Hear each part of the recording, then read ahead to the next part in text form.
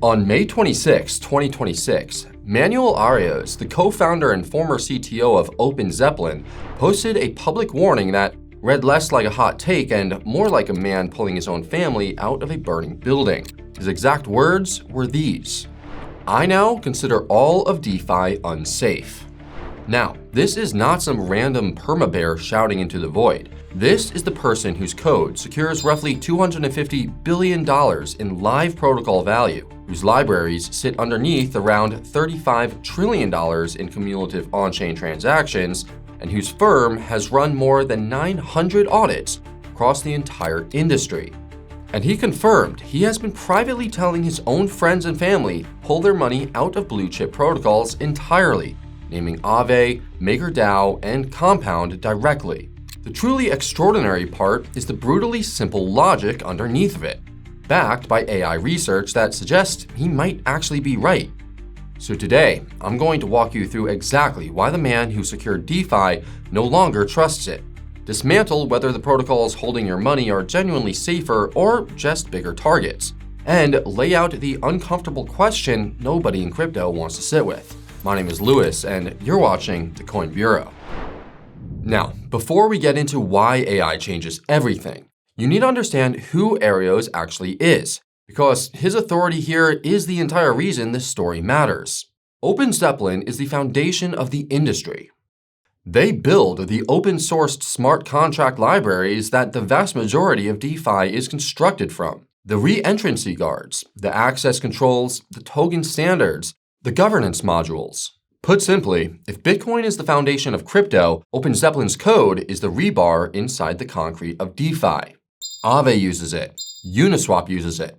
Compound, MakerDAO, Coinbase, even the Ethereum Foundation itself lean on the firm's work. Over the years, they have identified more than 10,000 vulnerabilities, and they hold their own code to test coverage above 99%. So when the person who wrote that rebar tells you the building is no longer safe, you don't dismiss it as noise. You ask what he knows that you don't. And that brings us directly to the core of this argument, which is an idea security people have understood for decades: the asymmetry problem. Here is the thesis in plain terms. A defender has to find and fix every single bug in their code. An attacker only has to find one. That's it. That is the whole game. And in DeFi, this imbalance is sharpened to a razor's edge by three things that don't exist in traditional software. First, the code is immutable, so a deployed contract often cannot be patched once it's live. Second, the code is fully public, meaning every attacker on Earth can read your defenses for free. And third, every protocol is sitting on a transparent, publicly advertised pile of money. We even have a hard number attached to this. A 2025 study by Gervais and Zhao modeled the economics of it, and at a realistic vulnerability rate, attackers turn a profit at around $6,000 of exploit value, while defenders face roughly $60,000 in costs to achieve the same coverage. That's a structural 10x cost imbalance that has always favored the attacker. Now, keep in mind, this asymmetry has existed since the very first smart contract. So, why is everyone panicking now? Well, because for years, that imbalance was survivable. Finding a genuinely novel exploit in a complex protocol required elite human expertise, deep knowledge of solidity, of the EVM, of the specific quirks of each protocol's logic. The skill ceiling was so high that it acted as a natural filter. The number of people on the planet who could actually do this was tiny, and the ones who could were expensive and slow. The audit and launch model worked because attacks ran at human speed. But that filter just got vaporized. Which brings us to what AI agents actually change. In December 2025, Anthropic and its MATS research program published something called Scone Bench, a benchmark of 405 real contracts that had been exploited between 2020 and 2025. They pointed frontier models at it: Claude Opus, Claude Sonnet, GPT-5, and the models successfully reproduced the exploits on 51% of the entire benchmark. Across all 405 contracts, the AI agents extracted $550 million in simulated funds. Now, you might assume these models were just regurgitating hacks they'd already seen in their training data, which would make this far less impressive. However, the researchers specifically tested contracts deployed after the model's knowledge cutoff, genuinely novel code the AI had never encountered. The result? Well, the agents cracked 19 of 34 of them, generating $4.6 million in simulated exploit value out of code they were seeing for the very first time. And the cost of doing this is collapsing. Scanning for a single smart contract for vulnerabilities now costs roughly $1.22. In October 2025, models scanning nearly 2,850 contracts surfaced two completely novel zero-day vulnerabilities in code with no previously known flaws. And here's the detail that should make every protocol team sweat. Potential exploit revenue from these agents was doubling roughly every 1.3 months throughout 2025. And there's also the hint factor. Researchers found that giving the agents a nudge towards where a vulnerability lived meaningfully boosted their success rates, though the precise magnitude is still being studied across model generations. That matters because the only thing currently holding these agents back is the search problem. And search is exactly what AI gets better at every single month. Unlike a traditional fuzzer that just throws random inputs at code, these agents reason through the logic, write an exploit, test it against live blockchain state, and iterate on the feedback. They operate autonomously, rewriting their own exploits until they break through. And this isn't theoretical anymore. Anthropic's own assessment was blunt. More than half of the blockchain exploits carried out in 2025 could have been executed autonomously by current AI agents. So, Arios's point is this. Defenders get those exact same tools.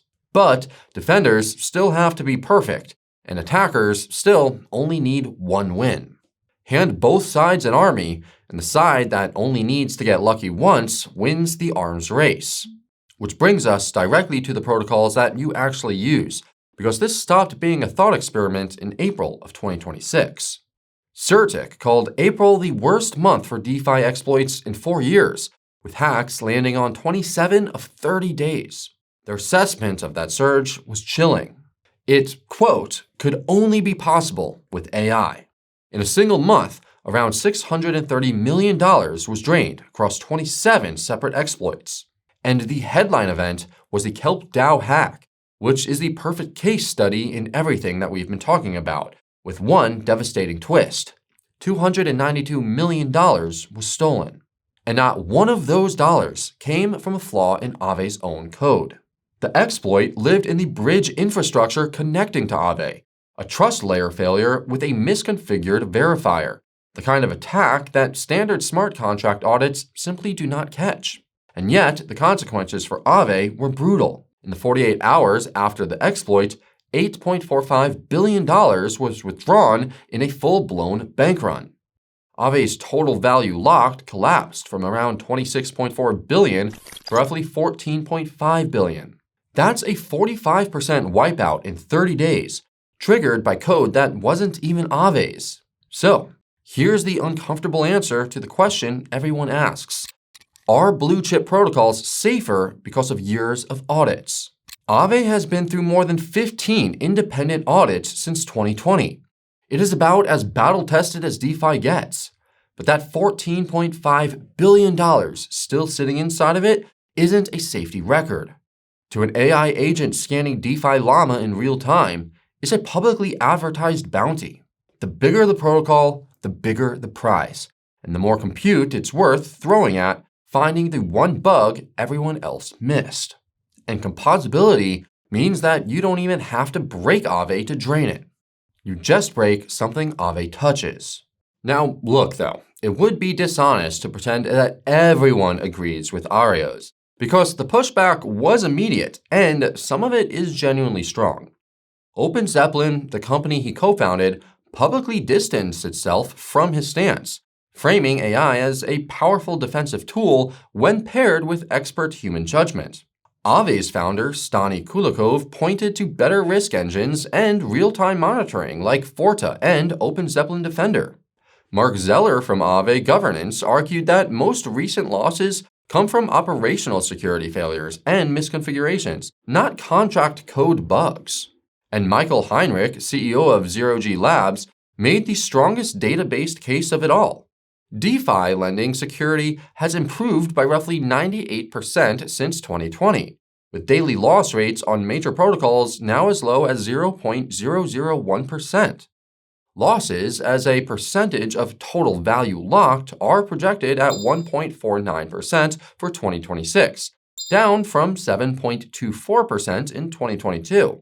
There's also a real technical limit on the AI threat right now. False positive rates on live protocols often exceed 97%, meaning the agents still need a human to triage the noise. So the optimistic read is that DeFi is getting safer, not more dangerous. And that brings us to the obvious question. If AI is the threat, can't AI also be the cure? Let's walk through the defenses honestly, because this is where the optimism starts to thin out. First, AI-assisted auditing. Yes, defenders can scan their own code at scale, but this is the asymmetry all over again. The same tool that lets you find 99 of your bugs lets an attacker find the one that you missed. Net advantage, attacker. Second, formal verification. This is genuinely powerful, mathematically proving that code behaves as specified. But it can only prove the specifications you actually wrote, and it does nothing against bridge misconfigurations or supply chain attacks, which is exactly the class of failure that took down Kelp DAO. Third, bug bounties. Immunify has paid out more than $110 million to white hat researchers, and Aave is proposing to lift its top reward to $5 million. But here's the fatal flaw. Roughly 76% of crypto hack losses through April 2026 trace back to North Korean state actors. You cannot out-incentivize a nuclear state with a bug bounty. A government with a mandate to steal will always prefer the $292 million exploit over a $5 million payout. And fourth, insurance, which is meant to be the financial backstop. The entire DeFi insurance market, everything Nexus Mutual and its peers hold, combined, remains a fraction of total protocol value, with Nexus Mutual alone holding around $170 million in capital reserves. Against a DeFi market worth somewhere between $83 billion and $100 billion, that's coverage of well under 1%. It's the equivalent of insuring an entire city with a single lemonade stand. The honest read is that each of these layers raises the cost of an attack at the margins. None of them closes the asymmetry. They slow the bleeding, but they don't stop it.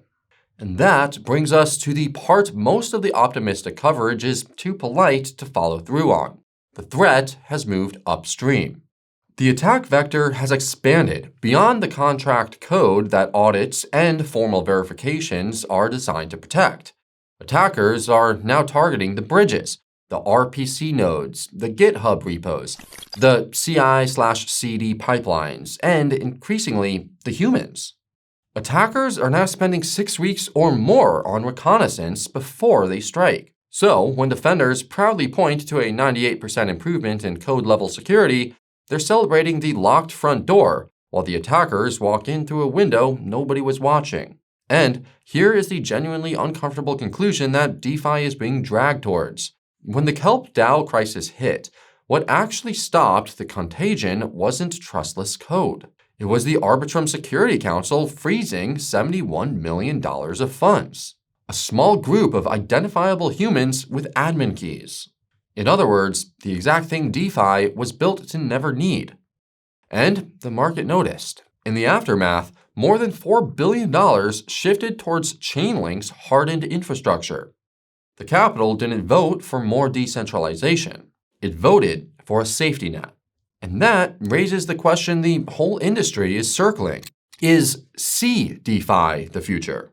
CDeFi is the hybrid model where you keep DeFi's open protocols but bolt on centralized oversight, security councils, KYC, custody, a human circuit breaker, and it's already happening.